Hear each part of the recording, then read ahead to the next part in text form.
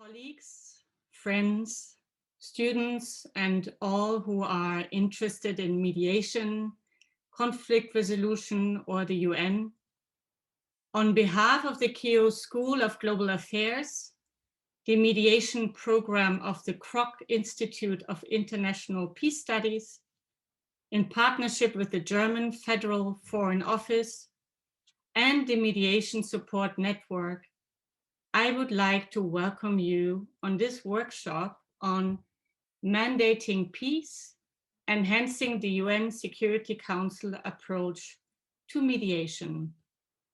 My name is Antje Herrberg, and I'm speaking to you from Brussels, the European External Action Service of the European Union, where I am a senior mediation advisor. And I would like everybody to warmly welcome also our honored speakers, Mr. Günter Sautter from the German Federal Office, Laurie Nathan from the Kroc Institute, Barney Afako from the United Nations, Asif Khan from the United Nations, David Lanz from the Mediation Support Network and swisspeace, and Oliver Wils from the Berghof Foundation. Those speakers will be speaking consequently each for 10 minutes. And I'm sure you will find their presentations and inputs very interesting. So I encourage you to ask questions that you can put in the chat function form here that we will be picking for the consequent discussion. Please keep in mind that the basis of this discussion is the report of Dr. Laurie Nathan on the role of the Security Council in light of the growing practice for mediation. And indeed, mediation is a practice that has grown exponentially over the last years. And it's not only practiced by the United Nations, but a multitude of actors like states, NGOs, civil society, or regional organizations. Laurie Nathan's report is extremely timely as it critically asks the question whether we can or should leave mediation in the hands of the Security Council. Why? And if so, what would be the best way of doing so? It is good to start this discussion with Ambassador Sutter of Germany, whose term as a non-permanent member of the Security Council has just come to an end, witnessing really more than 1,000 Security Council resolutions in the making, and Germany was actually curated this report for us to be discussed here. Ambassador, the floor is yours. Antje, thank you very much. It's great to see so many familiar faces here. Laurie, good to see you. First of all, I would like to thank the Kroc Institute and Keough School for pulling this off. This is a cooperation which we have started quite a while ago, and we really appreciate this. Antje, our time in the Security Council was very intense. I wish we had participated in the making of 1,000 resolutions. It was 100, and it basically, given how difficult things were in the Security Council, that still strikes me as quite remarkable. I would like to pull this off by throwing 4 short remarks on the table, hoping that they may also serve to structure the discussion. The first one is very straightforward. Mediation is really incredibly important. It's small wonder that this comes from a German. I believe that for a very long time, this has been at the heart of German foreign policy. We find it very important to make sure that we do all that we can in order to mediate in difficult conflict situations. One of the most successful examples, I hope, we have seen in recent times was our contribution to the very, very difficult UN mediation in Libya through the Berlin conference in January 2020. I would like to come back to that remark. Mediation is part of German diplomatic DNA, and we want to play a role in making sure that we see strong mediation in the framework of the United Nations. My second point is mediation is a wonderful term. It works very well in the political discussion, say back in Berlin, to say, oh yeah, we're doing a lot for mediation. It's not always entirely clear what we mean by that. What is mediation as compared to facilitation, good offices, dialogue efforts, and so on and so forth? We often use it in the context of our stabilization efforts. So there's a lot of terms that we use, and it's important, I believe, to make very clear what we mean by that. I believe that for practical purposes, what we mean here is that you have 2, 3, 4 conflicting parties, and you mandate somebody to mediate between these groups. That's what I would also refer to as mediation, but I think it is not a banal thing to make sure that we have a clear idea of what we mean by mediation. My third point is mediation. Is it a profession? Is it something that you can learn? Is it something where you can draw from best practices? Or is it rather something like an art form? You have to have the personal experience and you just have to have the hand for it.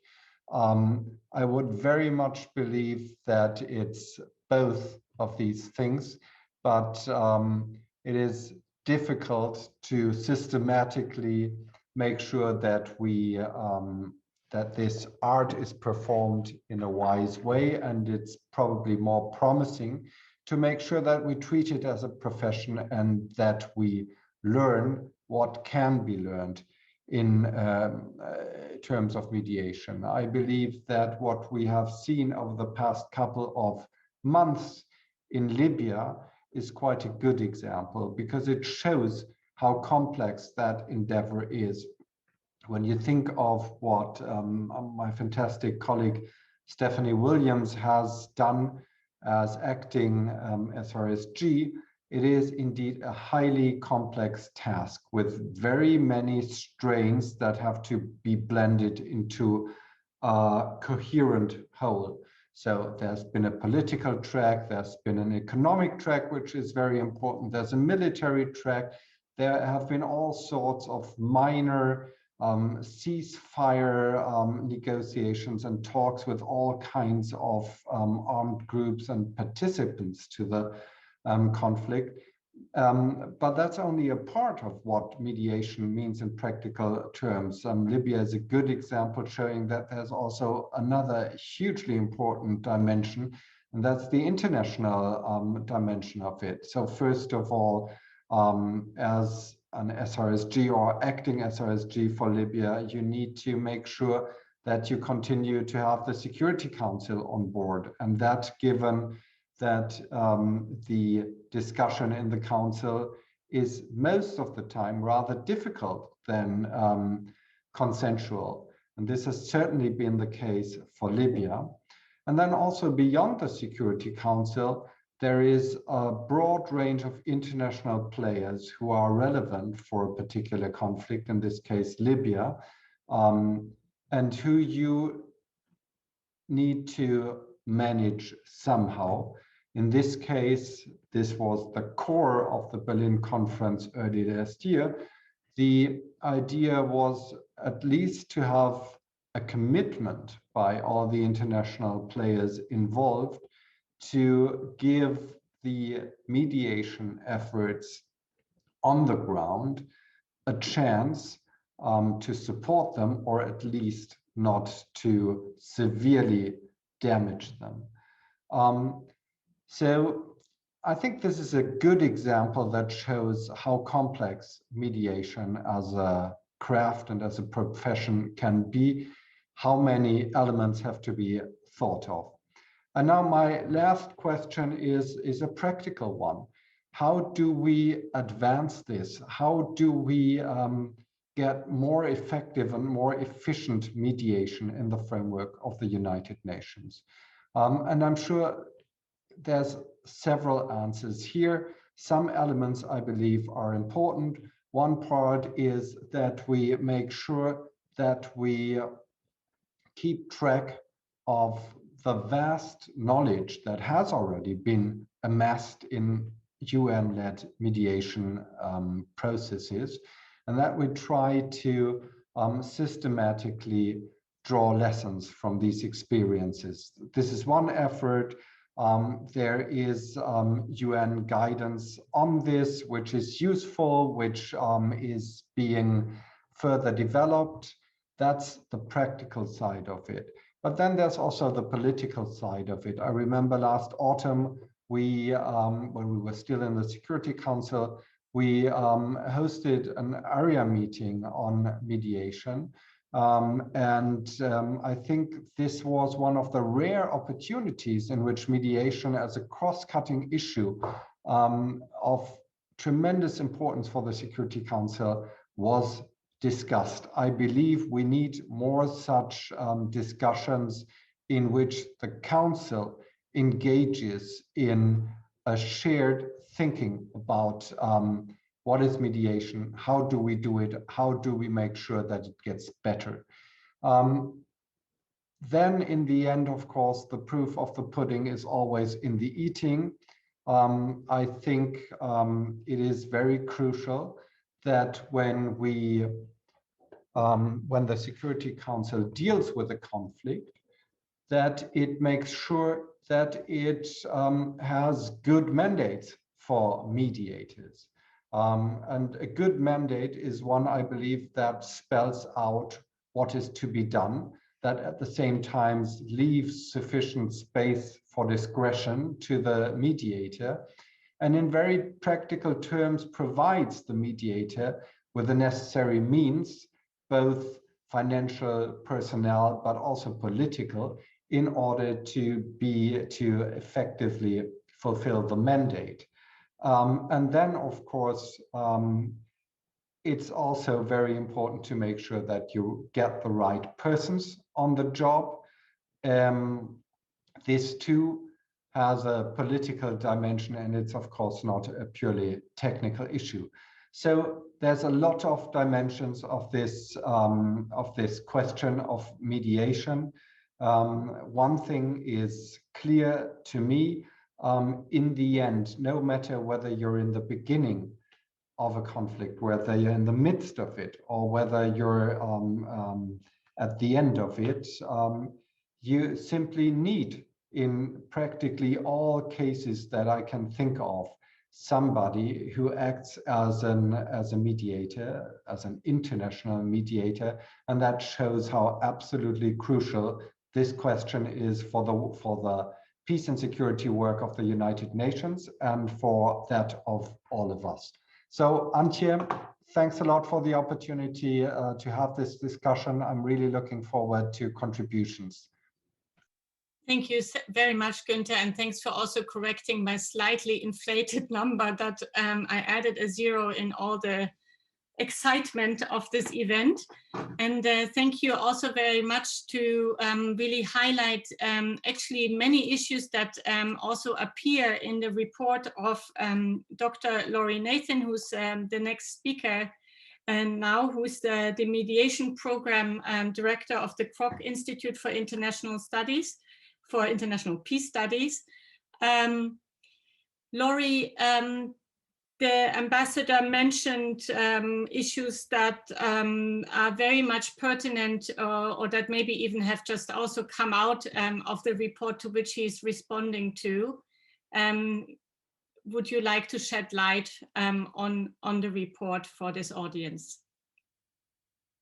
Great, Antje, thank you very much for agreeing to moderate this event. Thank you to our partners, to our panelists, and also to my colleagues at the Keough School for all the organizing. I want to begin by acknowledging the problem that we do not have adequate representation of women on this panel. We invited a number of senior women mediators and diplomats, but were unsuccessful, and I'm very sorry about that.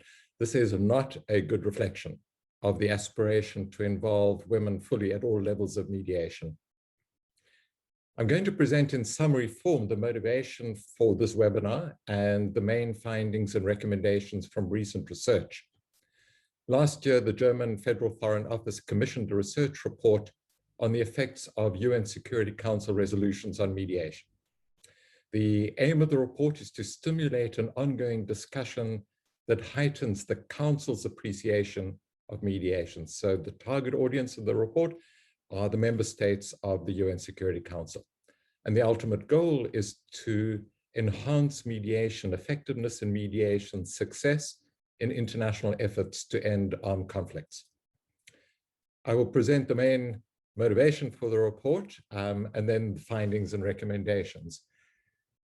I think we're all aware that where there is a major armed conflict anywhere in the world, the UN Security Council almost always issues a resolution on that conflict. And these resolutions unquestionably have a significant impact on mediation efforts to end the conflict. This is true whether the mediation is led by the UN or by a regional organization. If the UN Security Council issues a resolution, that resolution for a particular conflict will affect the mediation process, the content of the mediated outcome, and most importantly, the prospect of mediation success or failure. Despite this obvious impact of Council resolutions, surprisingly, there has to date been very little sustained policy research and debate on the effects of Council resolutions on mediation. One can compare that with, for example, the rigorous policy discussions on Council mandates for peacekeeping operations that have been underway for over 2 decades and have generated several landmark documents. There is a need for a similarly sustained policy discussion on the effects of UN Security Council resolutions on mediation. This observation is reinforced by the sense that members of the Council, the member states, are not always sufficiently familiar with the logic and dynamics of mediation. It is both an art and a science, and the member states are not always sufficiently sensitive to mediation dynamics in a given case when they draft and then debate and then issue a resolution on that conflict. Our report finds that Council resolutions on a particular conflict affect mediation in the following ways. First, they can empower the mediator and afford her leverage over the conflict parties and other actors. Second, the resolutions direct and constrain the mediator. They reduce her flexibility through stipulations on the process, the content, and the outcome of conflict resolution endeavors. Remember that the mediator's mandate is not confined to those articles or provisions in a Council resolution that refer specifically to mediation. Rather, the mediator's mandate is circumscribed and directed by all aspects of the resolution. A mediator could not, for example, ignore a resolution stipulation regarding sanctions or the formation of a transitional government or the necessity for free and fair elections. Third, the resolutions can promote adherence to international law and international norms, for example, on non-impunity for war crimes and the women, peace and security agenda. Fourth, resolutions can heighten the prospect of mediation success by pushing the parties towards mediated negotiations through the exercise or application of judicious leverage. But fifth, and very importantly for our purposes, obviously, the resolutions can also push parties away from mediation and thereby contribute to perpetuating hostilities. In other words, a UN Security Council resolution can make mediation more difficult. And this occurs when the Council adopts enforcement measures that increase the targeted party's resistance to mediation, or when a resolution prescribes a win-lose outcome, in which case neither the favored party nor the disfavored party have any incentive to engage in mediation. We know that mediation efforts in high-intensity conflict are always extremely difficult. We know that there is no general formula for success, but we think that we can learn from best practice research. And in the research done for this report, the senior mediators that were interviewed were unanimous that the best case scenario is one where the drafting of a council resolution on a particular conflict is informed by expert mediation advice, including advice from the mediator if she has already been appointed. The report also identifies 5 worst case scenarios regarding council resolutions and mediation. First, the P5 members are so divided that the council is unable to issue a resolution. Second, P5 members support different conflict parties, preventing unified UN mediation. Third, P5 members actually back rival mediation processes that are led by different organizations. Fourth, the Council issues a resolution which is not subsequently revised to reflect the new realities of an evolving and ever-evolving conflict. And then fifth, as I've already noted, a worst-case scenario arises when a Council resolution prescribes a win-lose outcome, which effectively discourages both the favored party and the prospective loser from participating in mediation, since mediation invariably leads towards a negotiated settlement and the inclusion of all the conflict parties. By way of summary, here are some of the main recommendations from the report. A mediation working group of the UN Security Council should be established. The working group would seek to deepen the Council's understanding of the logic, dynamics, and challenges of mediation, both in general and in specific cases. The working group should consider initiating a major policy review of mediation, just as the Council has undertaken or reviewed numerous policy assessments of peacekeeping. The working group should convene annual thematic meetings on mediation, focusing on contemporary peacemaking challenges. The Council should consider drafting a resolution that reaffirms its support for settling disputes through mediation, that encourages use of the UN guidance on effective mediation, and that emphasizes that all member states are obliged to support UN mediations, as well as non-UN mediations that have been endorsed by the Council. We recommend that the content of Council resolutions on a given conflict should be informed by strategic guidance on mediation in that conflict. This guidance should be prepared by the Secretary General based on the expertise of UN officials at headquarters and in the field, including the mediator if she has been appointed. And finally, resolutions on a given conflict should provide that the Council will periodically review progress regarding the parties' cooperation with the mediator and make adjustments in subsequent Council resolutions if that is possible. The bottom line in closing is that Council resolutions on a given conflict always affect mediation. The effects could be positive or they could be negative, and therefore critical reflection and careful deliberation on these effects would probably increase the likelihood of mediation success. Thank you. Antje, back to you. Thank you very much, Laurie, for presenting your very comprehensive and complex report in so little time and with so much clarity.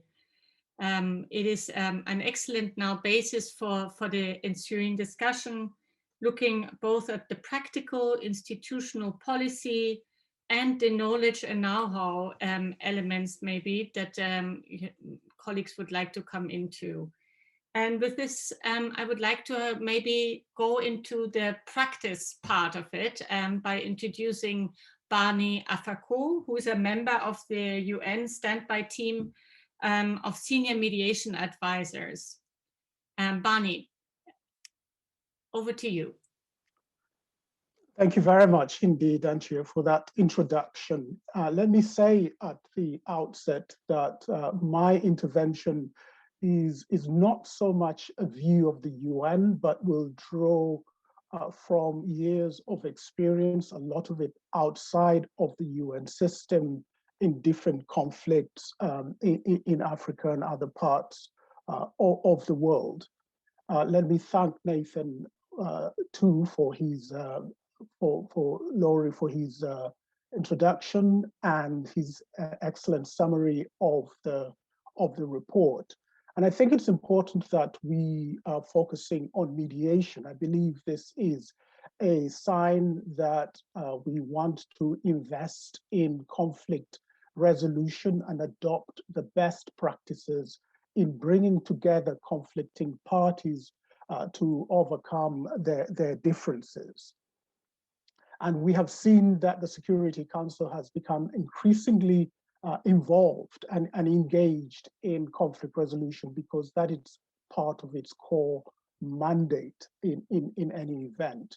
But I want to also speak about how this is perceived, if you like, in the phrase that Antje used, from the field.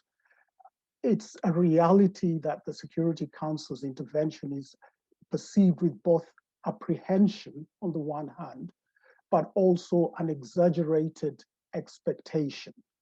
And those who might have had previous experience of interventions that they perceive to have complicated the conflict will regard the Security Council's interventions as a political intervention and with a certain degree of apprehension as something to manage.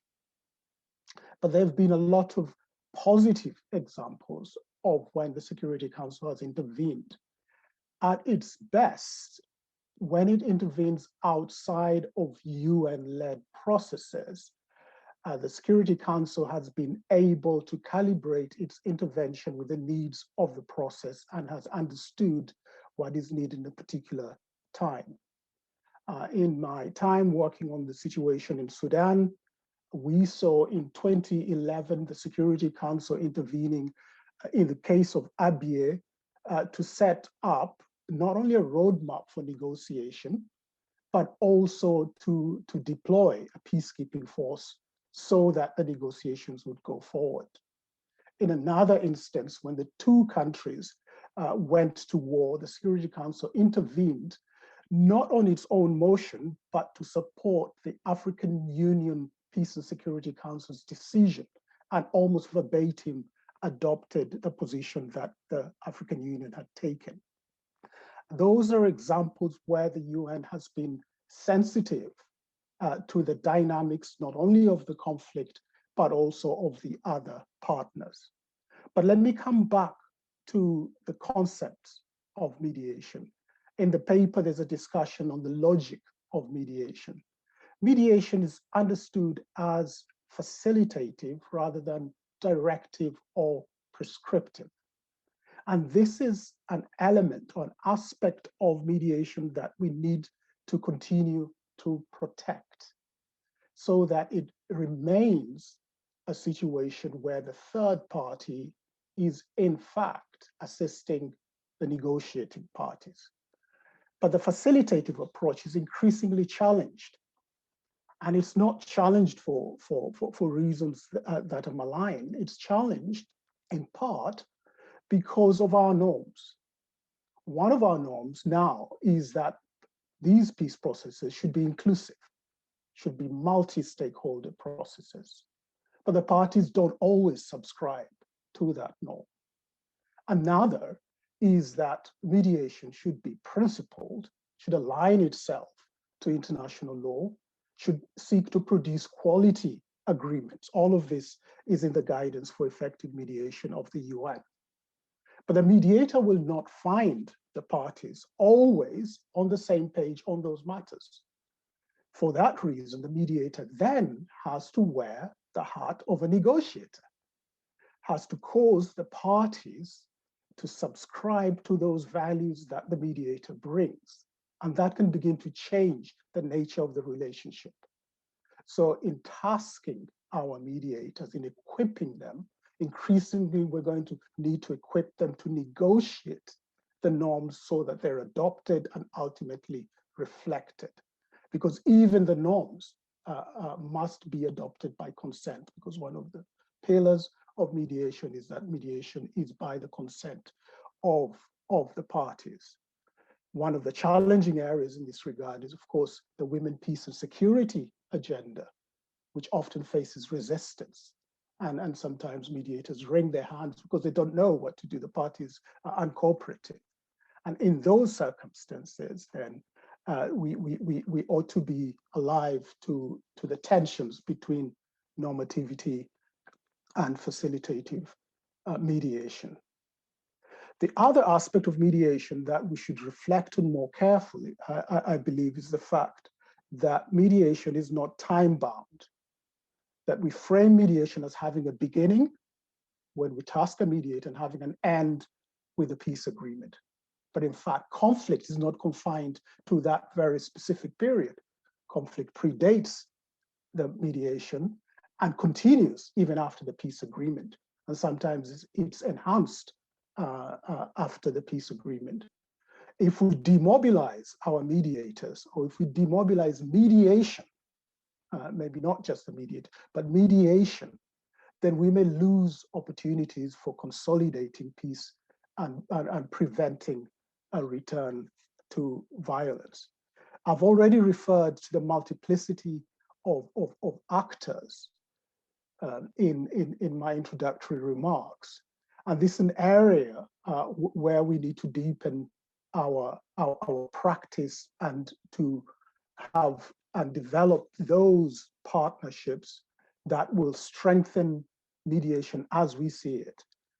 And to repeat the earlier point, really, that if the UN's own posture is regarded with suspicion, is regarded as promoting a particular political stance or agenda, then it will be difficult to win the credibility as well as the support of regional and even national actors. So principled and fair mediation is the way to sustain the buy-in, not only of the parties, but of all key stakeholders.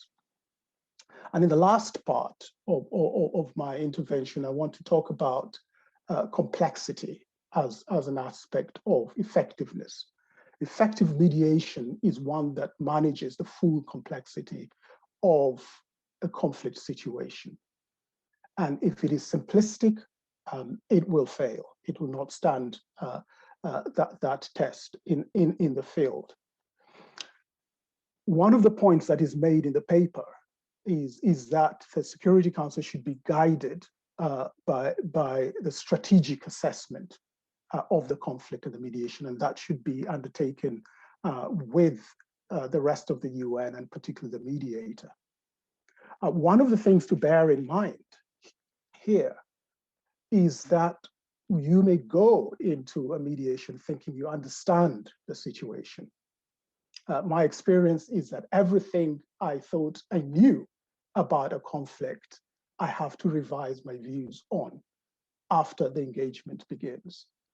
So rather than taking a stance, a final stance, even before the mediation begins, the approach, and indeed I think this is what the report suggests, is that there should be a continual appraisal of what is a dynamic conflict, so that the response of the UN, of the Security Council, is calibrated and responsive to the true complexity of the conflict.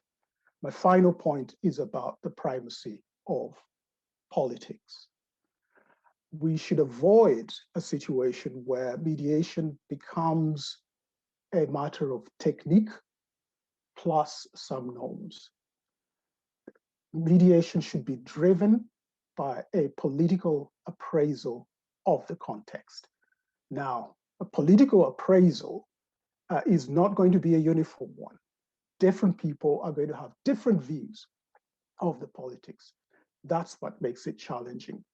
But we should encourage our mediators to have a firm grasp and to have a political heart so that the parties can perceive that their positions, their interests are deeply understood, and therefore they can invest their consent in what has been mandated by the Security Council because they feel that the politics are sound, understand their challenges, and seek to bring progress in what are difficult circumstances.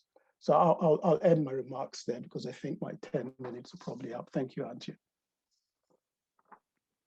Thank you so much, Barney. Excellent. And, it's just your input is just, again, also a real sign that the conceptual understanding or even the academic study of mediation always needs to withstand the test or, the field test, what I would call it, what works, what doesn't. And it's very difficult, and it's very unique to, individual conflict context, and sometimes cannot be easily conceptualized. So thank you for that, and I'm sure we'll have questions on your experience, maybe to expand on further.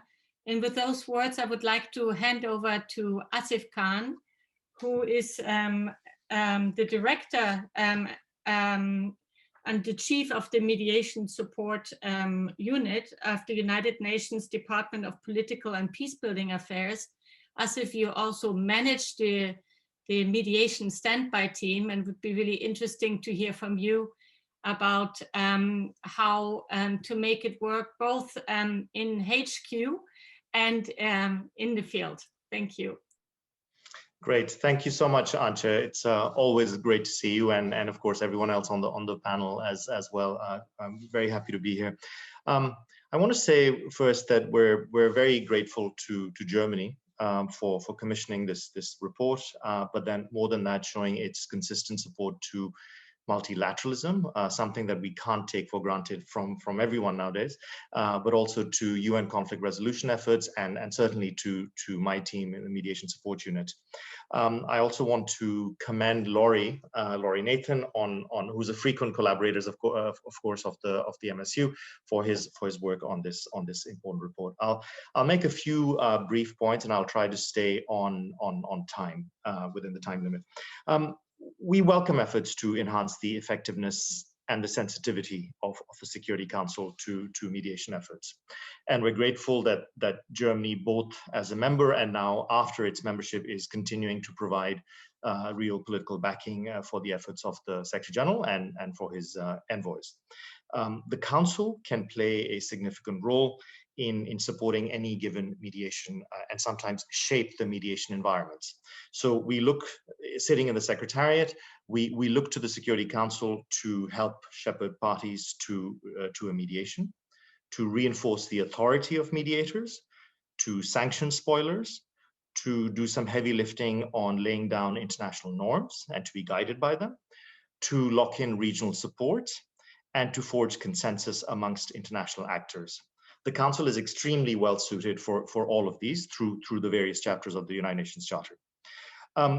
As Laurie is aware, we differ, however, with the manner in which some aspects of the Council's position on mediation is presented in the report, and I'll try and lay out some of those ideas. We see Council resolutions as only one of the potential sources for a mediation mandate. It's perhaps a misimpression that the Council's resolutions solely constitute mediation mandates. This assertion takes away from the good offices space of the Secretary General, which obviously we think is hugely important in the mediation landscape. And the fact that quite often he has envoys who operate under his good offices purview. Some of these envoys are either without explicit Council mandates, Or, and I'm thinking really in particular of regional envoys and some of the UN regional offices, they have broad mandates for conflict prevention. Sometimes this requires necessarily working discreetly under the radar, or much that is far away from the politics of the council. And I'll come to the politics in a sec.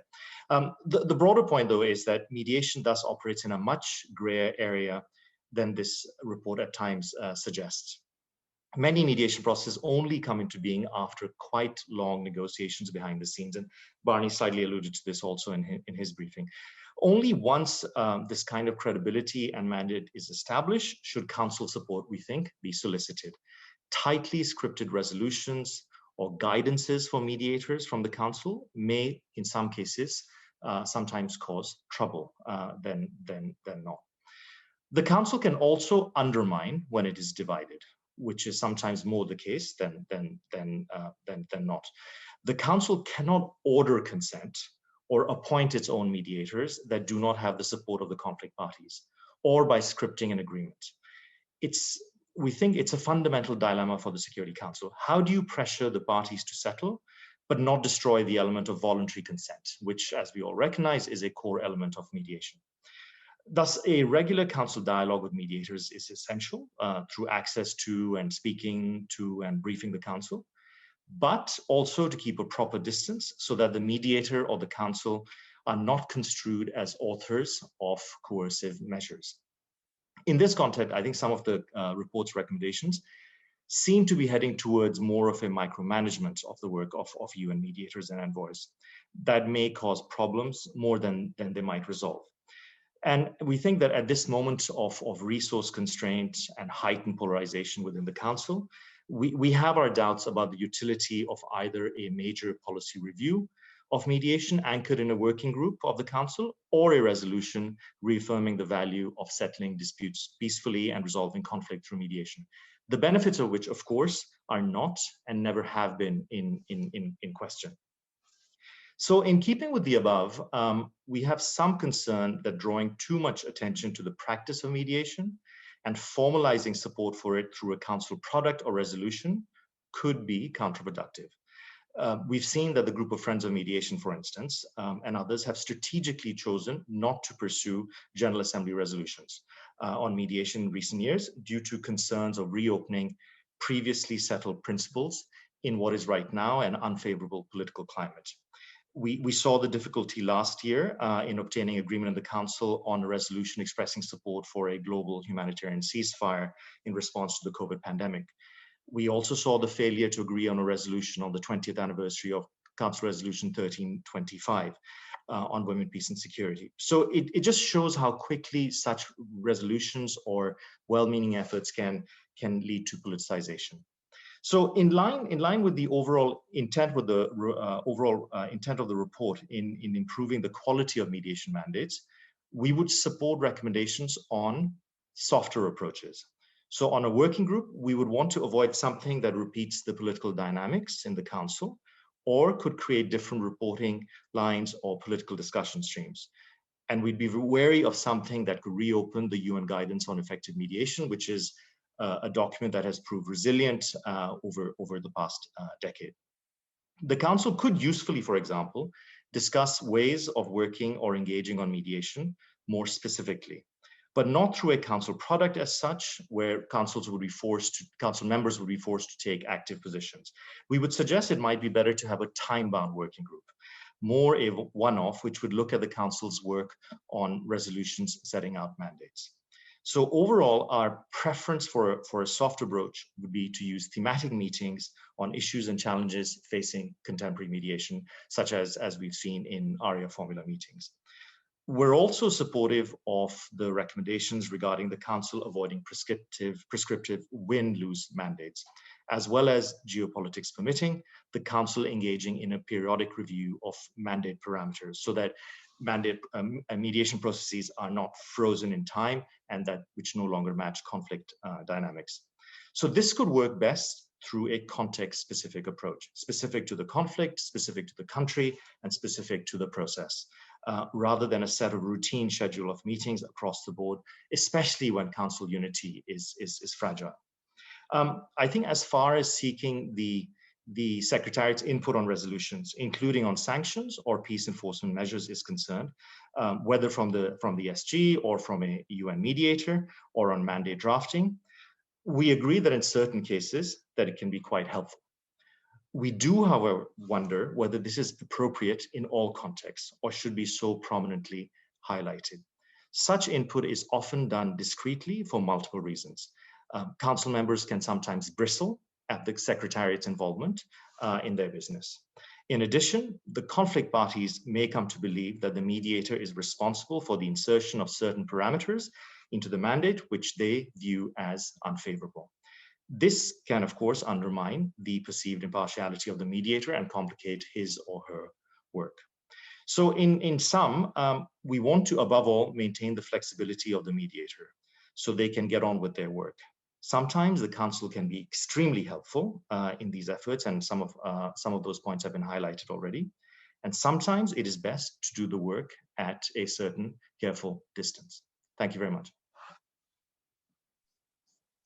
Thank you very much, Asif. And particularly, I'm sure that everybody appreciates that you give us an insight of the complex workings of the UN. It's sometimes not maybe as straightforward, and there is that gray area that maybe you are also trying to seek to protect because it presents a space in which maybe things become possible. So the big question to us is a UN Security Council resolution or a more rigorous approach to it a straitjacket, or indeed, as Laurie said, can it be a framework? So the jury is still out on this, and I'm sure we'll discuss it.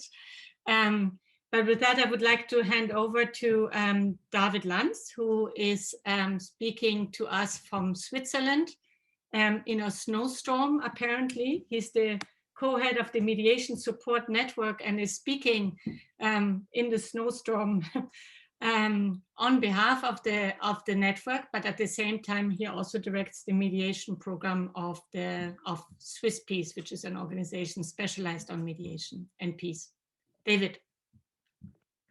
Thank you, Antje. I'm really honored to speak on this panel at the occasion of the launch of this really important report. So as a first order of business, I would like to congratulate Laurie Nathan and also the German Federal Foreign Office for that report. The Mediation Support Network, Antje, you mentioned it. It's a network of 21 mediation support organizations across the world. I'm not the co-head of it, I'm a member, but in any case, we are happy to co-sponsor this event. Just for the audience to note that I speak here in my personal capacity and not on behalf of the network or its members. Now, advertising this event on Twitter, the organizers have promised that we will unpack and debate Laurie Nathan's report. And so in that vein, I wanted to mention first a number of elements in the report that I find particularly important and promising. And then as a second step, come to a few elements that perhaps the report could have highlighted more or that need to be elaborated on subsequently. So first off, on the strength of the report, generally, I find it strikes a convincing balance on the topic at hand. On the one hand, it points to the benefits of an enhanced UN Security Council role in mediation processes in terms of strengthening the mediator's authority, incentivizing parties, coordinating different peace initiatives as well. But on the other hand, the report mentions a number of risks and indeed conditions that need to be in place for the Council to play a useful role. And one condition mentioned in the report, and it was taken up by several speakers, Barney and Asif, I remember, is mediator flexibility and the need that UN Security Council resolutions do not overly constrain mediators by rigidly determining the agenda of talks, the time frame, the outcome, or indeed the participants in settlement negotiations.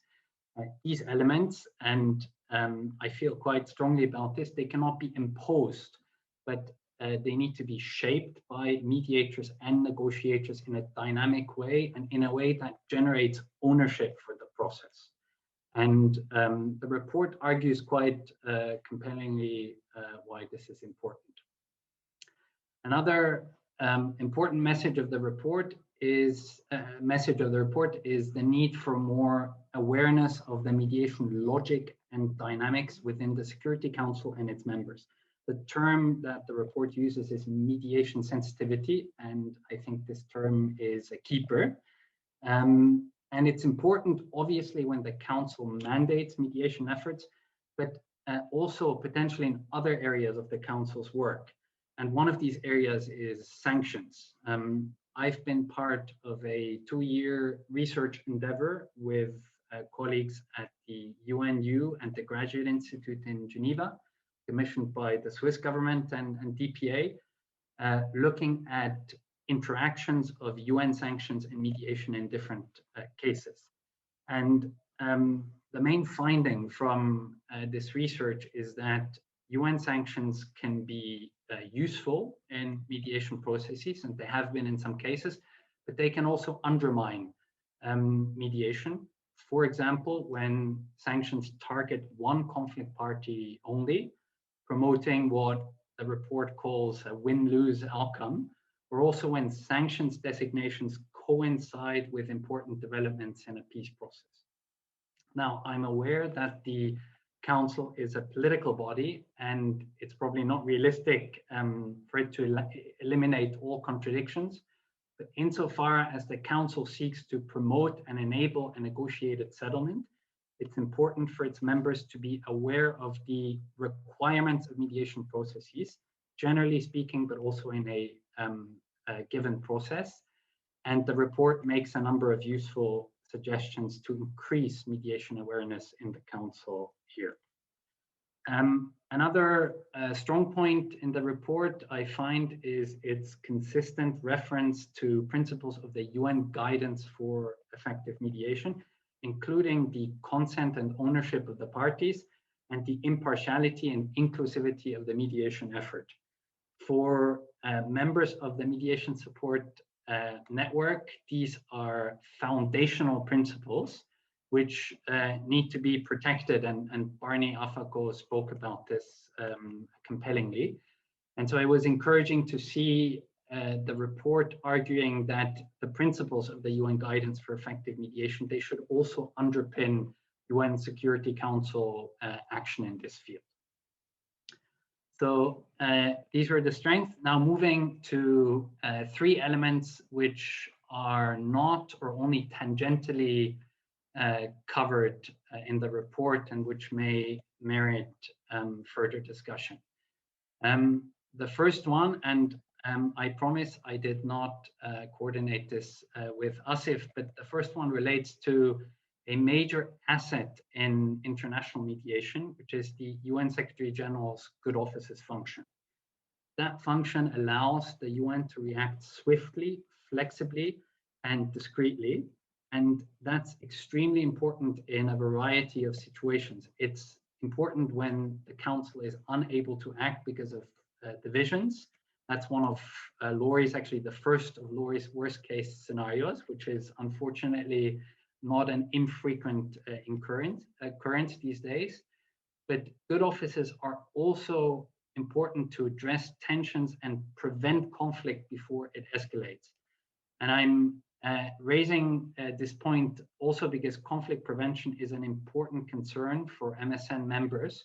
For example, a majority of MSN members wrote an open letter when the current UNSC was appointed, stressing the importance of UN action for preventive diplomacy.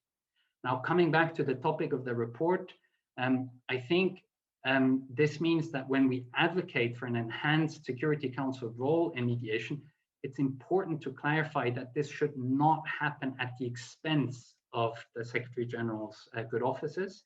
And also it's important to clarify, and Asif spoke to that, that council resolutions are not the sole source of mediation mandates. Second point I wanted to highlight in terms of things that can be elaborated on, it would be quite useful to distinguish different mediation roles and correspondingly different roles of the Security Council to contribute to mediation. For example, there's an obvious difference between a structured formal negotiation process, which may indeed benefit from a specific mandate from the Council, and, for example, exploratory dialogue facilitation efforts where broad political support is useful, but may not need a specific mandate from the Council. It may even be counterproductive to try to achieve one of these mandates. So thinking through different mediation roles and what they imply for the Council would be quite useful as a next step, and perhaps this could be taken up as part of a future research project, as the report also tries to inspire research, if I understood Laurie correctly. Then one final point, we find the report could have emphasized more the role of private actors in peace mediation.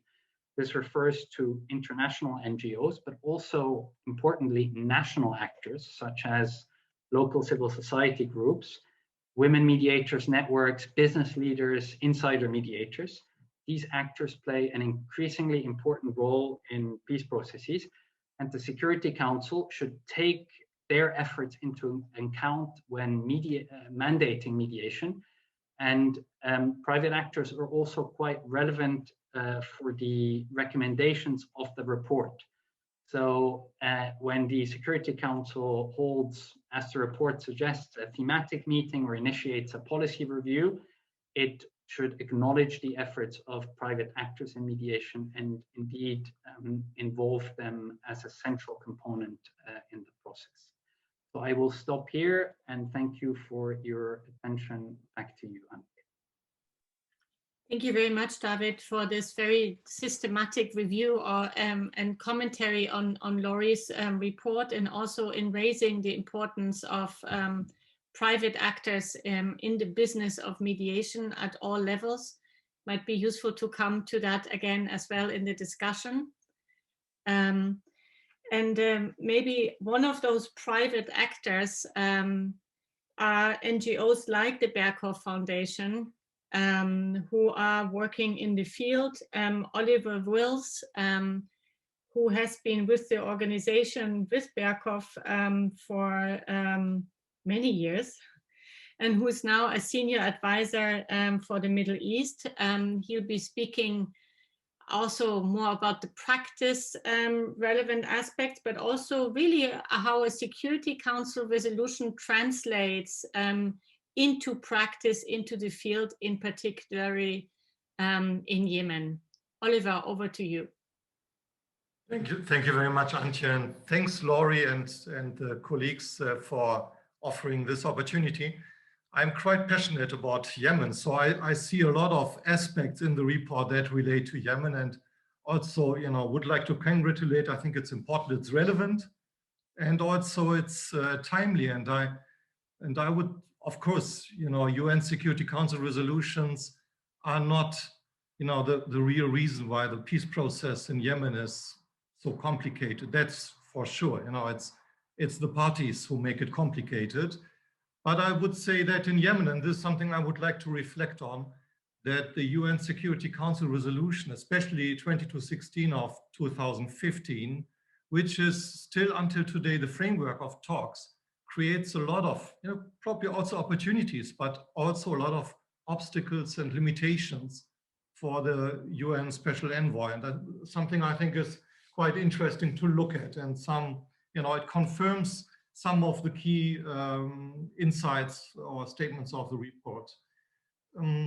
Before I go to the resolution, explain a bit of the context, I think I would like to highlight or share an observation that I also found interesting, which is probably very Yemeni, or probably not. This is related to the fact that in Yemen, mediation is nothing new. The concept is well known, and also there is an established practice of mediation. And a lot of that is linked to tribal mediation, which is part of Yemeni culture. But the concept of mediation differs from the one that we are discussing here, and that is also the basis for UN mediation, which says the mediator should be very impartial. In the Yemeni context, there is a stronger, it's not necessarily a power mediator, although some power is certainly looked for. It's a mediator with vested interests who plays a role also as a guarantor and also an implementer or enforcer of a settlement. And I think that's just important because, I was so often surprised to see why there's a tendency that Yemenis don't take more responsibility. And I think it's partly linked to that fact. They, especially because Yemen is under Chapter 7, that they would consider the UN has to deliver, has to come in, has to do, has to solve, And I'm just thinking that this kind of attitude or understanding might not be confined to Yemen, but it's probably also important to understand the impact of UN Security Council resolutions, by considering how it's being perceived, what kind of concept of mediation or conflict resolution is there among the conflicting parties.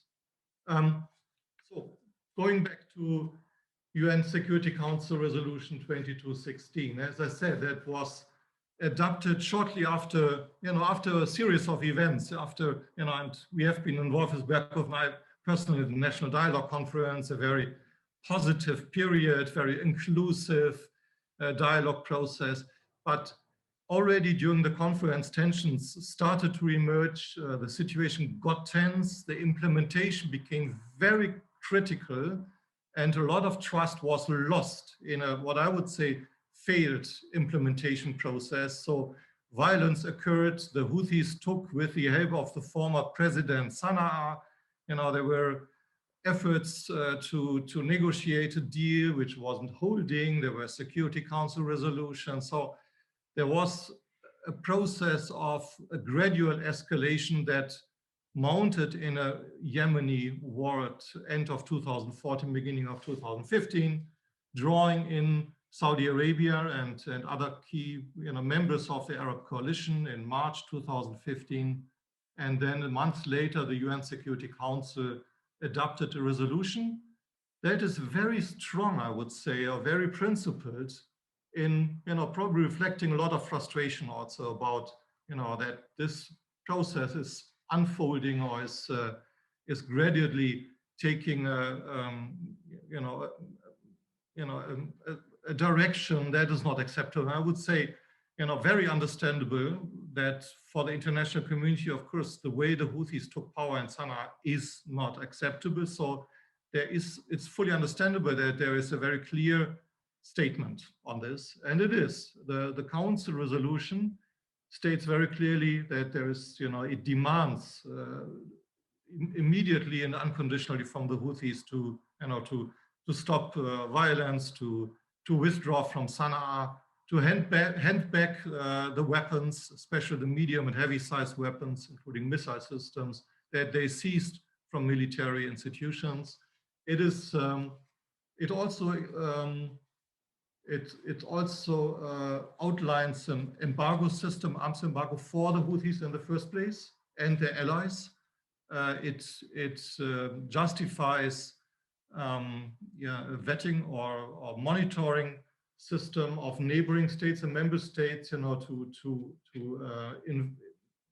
check or to check all the incoming cargo shipments to Yemen. So it's part of the web of the arms embargo system.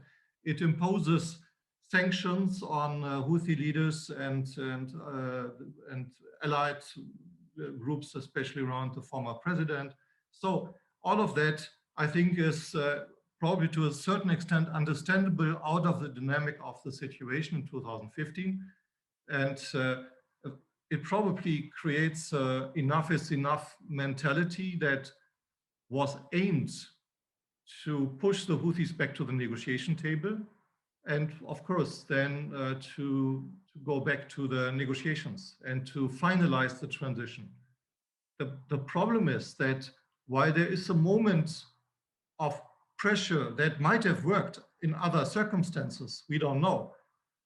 But the problem is that it creates very little incentive for negotiations once this moment is passing, and it didn't work. So it didn't bring back the Houthis immediately to the negotiation table. And then it creates little incentive for negotiation because it basically says one side is a legitimate actor, and it's stated and reconfirmed in the council. So this actor doesn't need to negotiate because things are clear, and they have good reasons. I mean, they have good reasons to be frustrated about Houthi behavior and so forth. We all know this. But the other side is deemed to be an illegitimate actor who's just to give back. It's surrendering in a way, give back weapons, go back to the territories that they have conquered. So that's also not necessarily an incentive for negotiations. So this is where I think it's problematic, but it created then a framework for talks, which until now is curbing or limiting the work of the UN Special Envoy. And this is probably where it is even more relevant also for discussions. And I think there are two main elements in this. One is, the first element is this notion of, or dichotomy of legitimate or not legitimate actors. It creates a battle around legitimacy. The Houthis immediately responded by not recognizing what they called the legal legitimacy of the president, but imposing a revolutionary legitimacy. Or at a certain point, they were putting into questions the legitimacy of the UN, saying, there are several member states who were supporting the Arab coalition. So they would reframe the conflict from a Yemeni conflict to a regional conflict where international players, including important Security Council member states, are involved. While on the other side, for the government of Yemen, and again, very understandable that they highlight the concept of legitimacy. I don't want to criticize, but the logic of that position is that you are not necessarily need to negotiate with the putschist or the other side, which is stated illegitimate. You are negotiating with the international community in the first place. Try to keep that notion intact. And so this battle of over legitimacy led to a mutual rejection or refusal to engage with the other side. And that has direct impact on negotiations. I mean, the parties do not meet. The UN talks, that the few that were able to be organized were proximity talks, actually. So there's also a Damocles sword. The UN, the moment the UN is engaging with both parties, there's always criticism of treating all actors equally, which, according to the resolution, is probably not, it's sensitive at least. So that this kind of problems, I think, create a very unhealthy environment for an intra-Yemeni talk where people need to compromise based on trust, based on willingness also to overcome the difficulties. The second point is a resolution that is so principled and so clearly value-driven, which not necessarily is bad, but it's difficult to change it. So it stays for a long period while the situation on the ground has dramatically changed.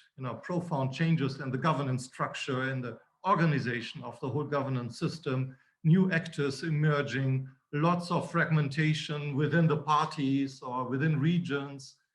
So that having said so, a resolution that is not, that is difficult to change and to adapt to realities also becomes in a way also a burden, becomes something that is not really contributing to solving the situation in a more constructive manner. The way out, I don't know where the new framework would come from, but for sure there is a need for a new framework for adapting the Security Council resolution to address the current situation, the changes on the ground. So probably more pragmatism is needed. But at the same time, I would wish, and I'm not a diplomat, so I can easily express this wish, I would wish that legitimacy is more grounded also on constructive behavior and peace processes.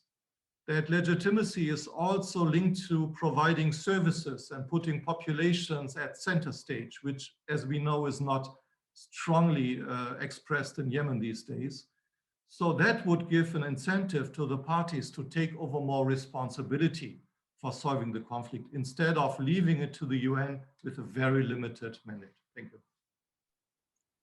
Thank you very much, Oliver, in really sort of plunging us into so briefly into the Yemen context, but really showing us again, the complexity about what do you do when you deal and have to translate as an envoy a Security Council resolution into practice. And maybe it does put you in a straitjacket, especially when you have to deal with such terms like legitimacy, which has maybe not been taken into account in terms of its really local applicability sometimes as well.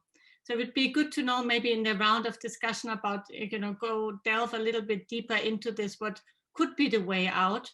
I'm opening now the Q&A. So especially maybe women, since we are a little bit underrepresented in this panel, could have a first go at a question. Please feel free to type in the questions into the chat. And while we do that, or while I even prepare my own questions as well to the panel, I'd like to give Laurie a first opportunity to respond to some of the comments that have been made on his report, which will give us a good basis for the further discussion. Laurie? Great. Thank you, Antje, and thank you to all the panelists. I'm not going to try and cover all the ground. I want to keep my response brief, but I want to get to what I think is the crux of the matter, the real problem that requires grappling with and for which there isn't a clear or definitive solution. The report does not argue that the UN Security Council ought to be more involved in mediation. It doesn't argue that the Council should produce more resolutions. It's not looking to encroach on the mandates that are issued by the SecGen in relation to good offices.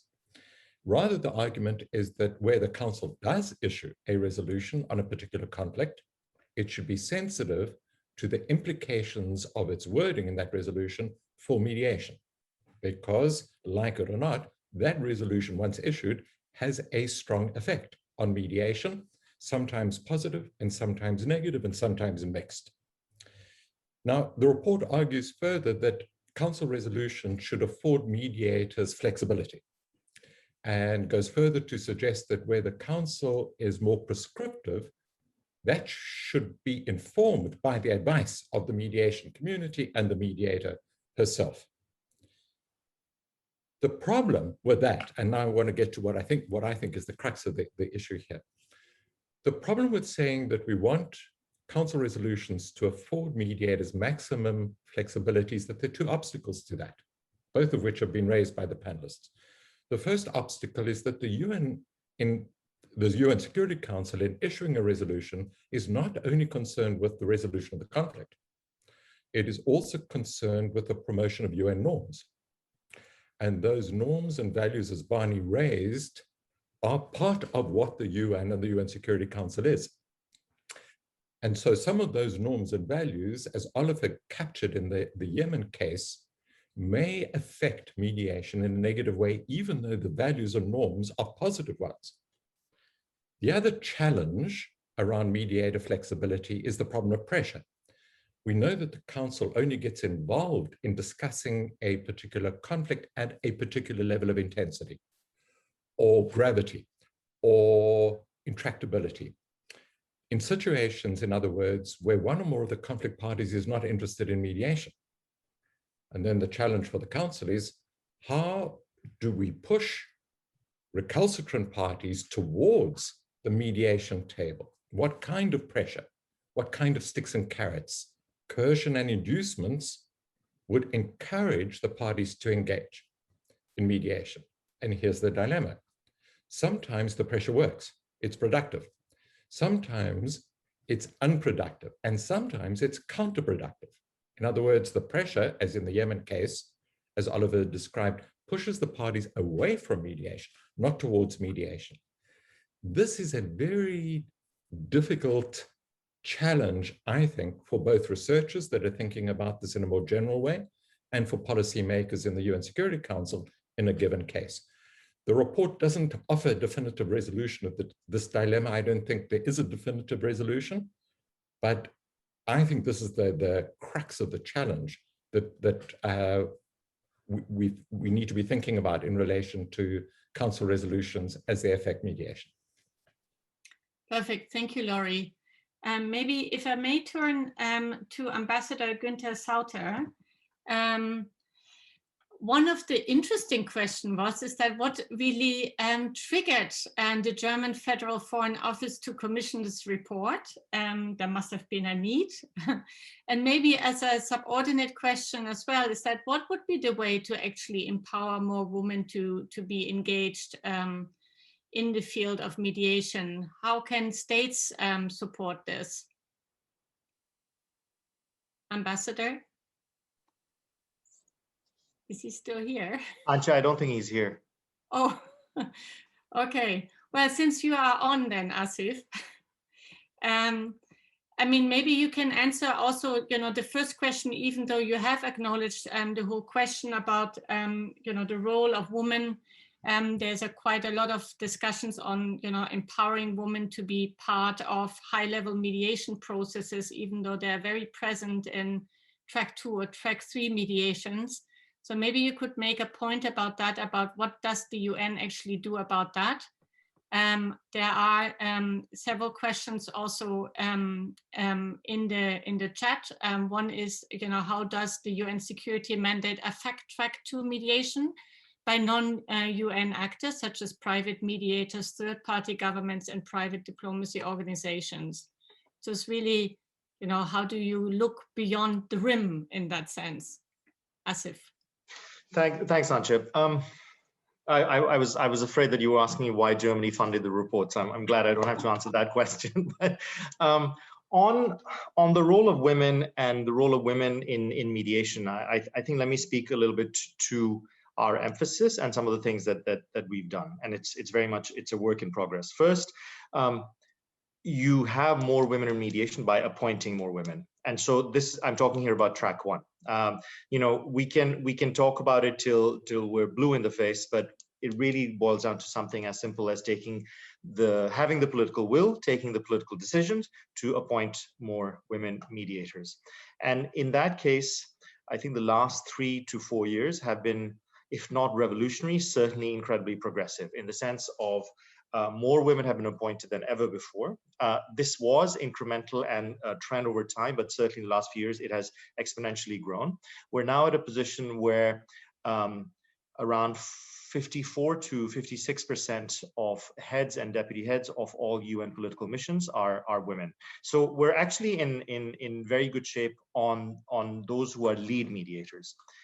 Secondly, when it comes to mediation teams, and I'm obviously again talking about the UN here, our figures have also gone up. I think they need more work, but we're somewhere between 30 to 40% of mediation teams. So, we're talking about, let's say, the people who do the grunt work in mediation processes. So that number has certainly grown also.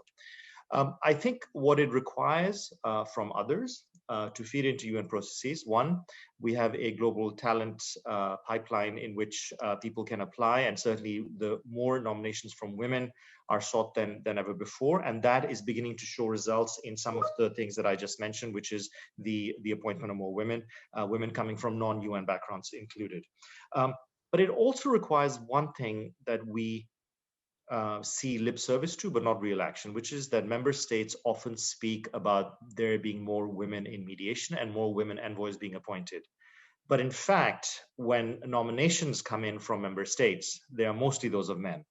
And so I think it's important to say that, you know, actions speak louder than words. And so commitment is not enough.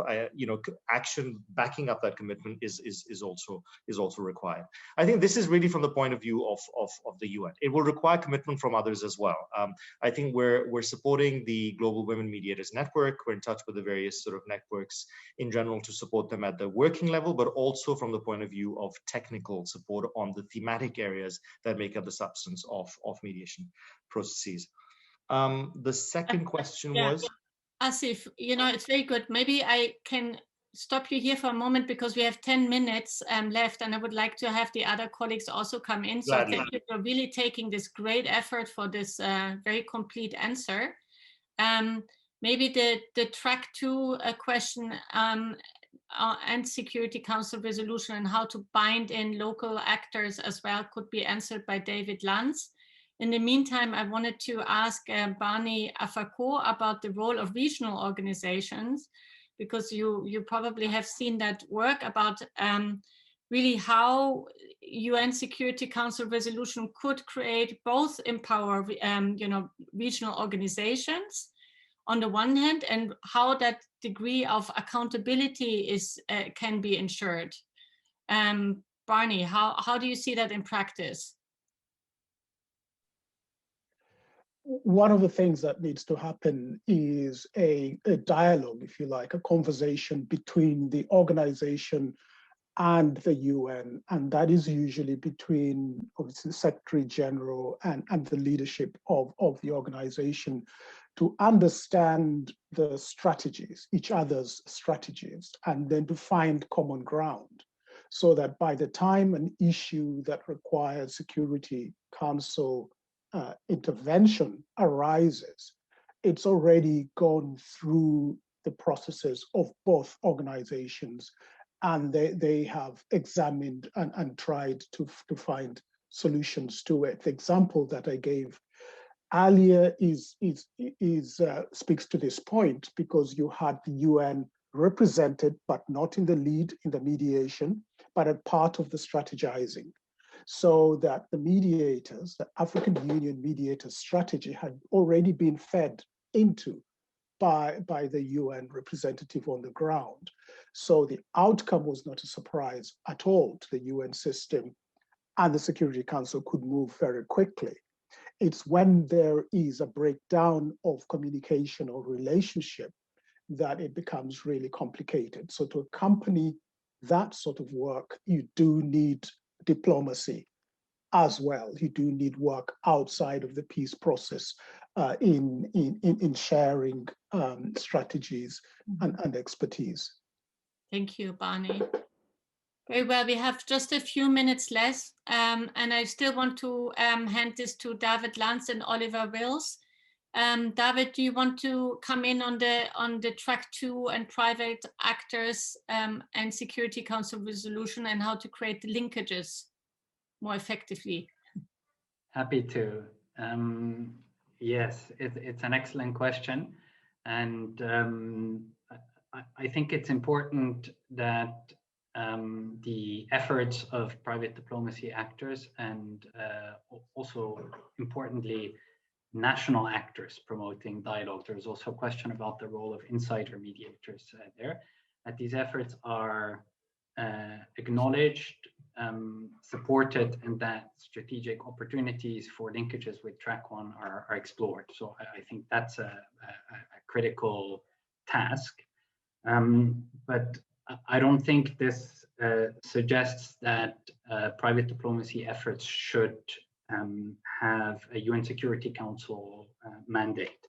I think these efforts, they thrive in informal spaces and outside of the limelight of international politics, and it's probably simply not possible and might be counterproductive to try to formalize those efforts and put in a UN Security Council resolution. And it also makes sense that there is a certain independence of effort, so long as the sort of general push is the same and there's no competition between processes. So that's one point. And then just one very quick plug, which is saying that I hope this conversation continues, and that, you know, building on this report, we can have a sort of further evidence-based discussion. I think it would be fabulous for a study to be produced where, in specific cases, the impact of Security Council action on peace processes could be assessed. Laurie said there are examples of bad impacts and good impacts and mixed impacts. So, well, let's have a bunch of researchers look at this and then, you know, compare the findings with the recommendations of the report and take the discussion further from there. Thank you. Excellent. Thanks for that inspiration, David. Oliver, and I'm so sorry that we're running out of time, but I still give you a good opportunity to make an appeal to the Security Council. So if you would go now to the Security Council and would like to make your case for facilitating the work of resolving peace in Yemen, what would be your 3 top wishes in 2 minutes? Oh, I said them before. You know, I would say, first, we need a new framework that is pragmatic. So we have to see where the actors are, who is there, and you know, on that basis, to provide, you know, a certain stabilization period where people and the needs of the Yemeni population is put center stage. So that is the core of it. And the third one is that the Yemeni parties are incentivized to, you know, by this concept of legitimacy that is reframed, you know, by caring for a peace process, you know, being constructive. I'm not saying they are not, but I think they could be encouraged to be more. And these are the 3 elements, not the details. You know, that's up to others, I'm afraid. Okay, thank you very much for this wonderful answer. So I think we take that into account. And with these words, I also wanted to say there are very interesting questions in the chat. We might take up some of these in separate discussions. So we'll copy and paste them and see whether we can email you back on some of them. They will definitely enrich the research agenda of Laurie on this topic. And with these words, I would like to really thank all the panelists for being extremely disciplined, but also very informative and inspiring on this topic, speaking on the groundbreaking report of Laurie Nathan that is stimulating a lot of thinking, that is challenging thinking and approaches.